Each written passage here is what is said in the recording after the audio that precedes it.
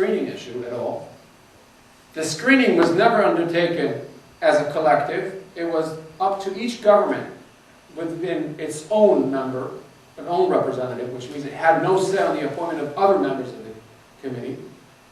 And we yet have no evidence that there was such screening, even on the individual member states level. So, obviously a lot of potential for slacking, so it's not surprising that indeed there was this slack. So I thank you. It's exactly 40 minutes. Well, that's the end of it. I timed it. I did skip a few of them. And I'll be happy to take your questions at this time. Please. Thank you for a great talk. Could you talk a little more about the factors that changed or affected the attitude of the specialist on the committee to be more favorable toward liberalization? Yeah, this was a very personal process. Abdullah writes about it. He especially picks on Nipstad, the Swedish representative. And Nipstad was more forthcoming in discussing with other people how he changed his mind while being on the CMIT. Nipstad in the I think 1974 or 5, in the 1970s, he starts discussing in the CMIT. He says, you know, we should bring back capital controls. We in Sweden, we think capital controls are good for you. And so why don't we do it again? And you had British, Dutch, German representatives very much opposed to this. And after a few discussions, he changes his mind. Now, again, there's a whole discussion of did he really change his mind? Or is this groupthink? Is he just, you know, towing the line here? And the jury's out on that. But again, I don't like to hang the entire argument over one person. But the pressing issue was a matter of practicality. There was a lot of writing on the economic policy in general in those days where the Keynesian rule book didn't work. In the era of stagflation, high unemployment as well as inflation, policymakers were clueless what to do. So, as they understood it, there's a trade-off between unemployment and inflation, and each government picked the side of the curve, the Phillips curve, that it wanted. It took a mindset revolution with Reagan and Thatcher and others to suggest that the trade-off didn't exist. But the pressure here that pushes for change is the practical issue. We need to do something tomorrow morning. We have a crisis. They're running on our banks. They're running on our exchange rate. What do we do? What do we do with the interest rate? What do we do with capital mobility? Can we stop capital flows? Some people said, you know, today it's very straightforward to suggest that, well, you know, capital controls never really worked. As soon as there was enough hot money to go around, it finds its way out. You can't really stop it. But that's hindsight. You say this now. Because of all these studies.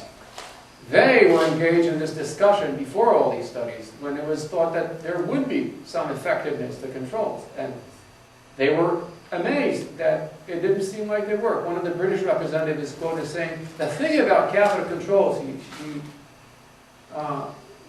retorts to Nipstad, the thing about capital controls is the more you need them, the less they work.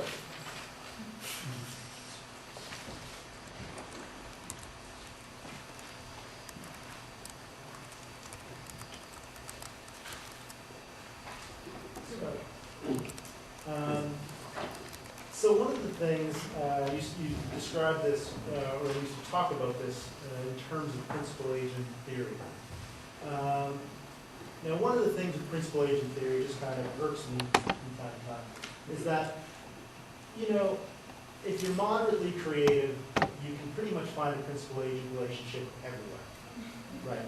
So one can sort of say that you and I have a principal agent relationship, right? You could, you know, I came in here assuming that I had some sort of contract. You could sort of set it up pretty much anywhere there's two people interacting on some level. So my general approach when someone presents a principal agent theory is to assume they're guilty of misuse until I sort of hear otherwise. So, can you walk me through a little bit more of sort of what the dynamics are that make you think this is really a principal-agent relationship?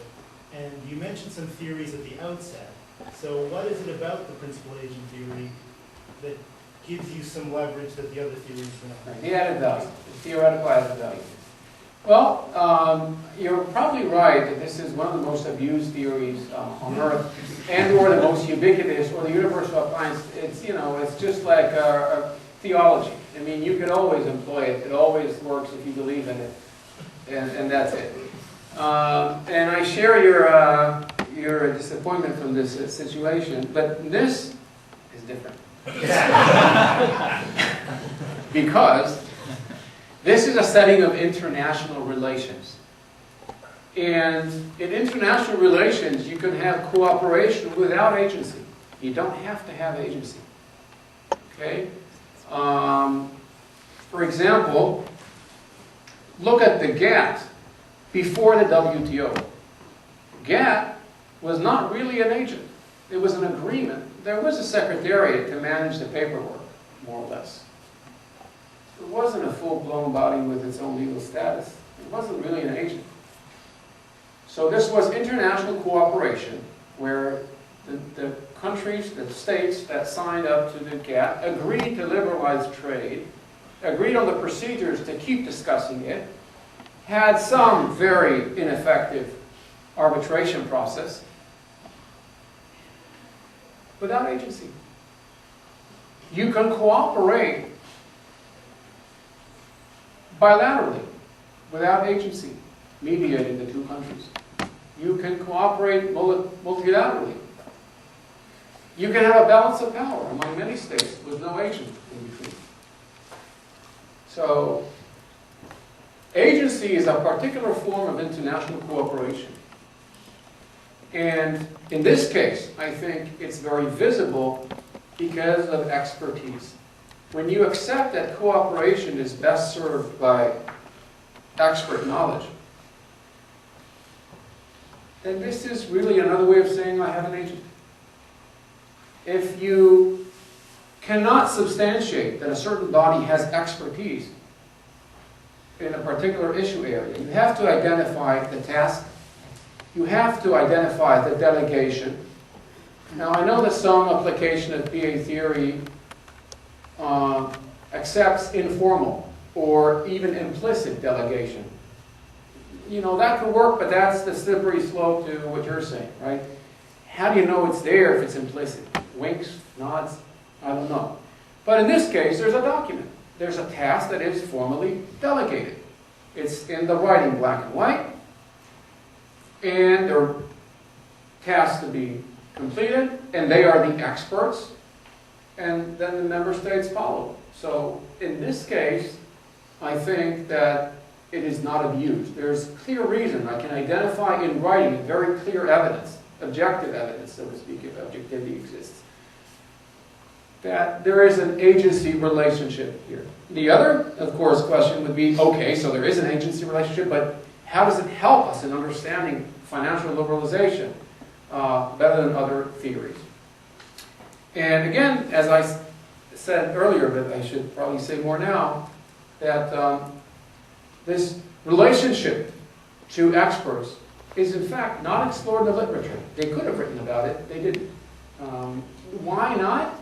Because most of the attention of the public and scholars is on A, member states. You know, Kissinger's old dictum, where's the red line? Who am I speaking? Who's picking up the phone? The 3 a.m. thing, right? Who's on the other side of the telephone? We like to identify authority, monopolizing the use of force in some territory that sets the rules.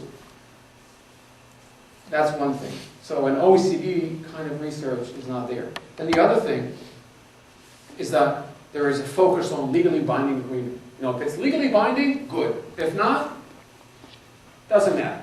Right? Politics is about the threat of use of force and or legally binding agreements. International relations. So if this is the way you think of things, then again, you don't ever pay attention to this process going on there. Agency may not play a role if it's not in terms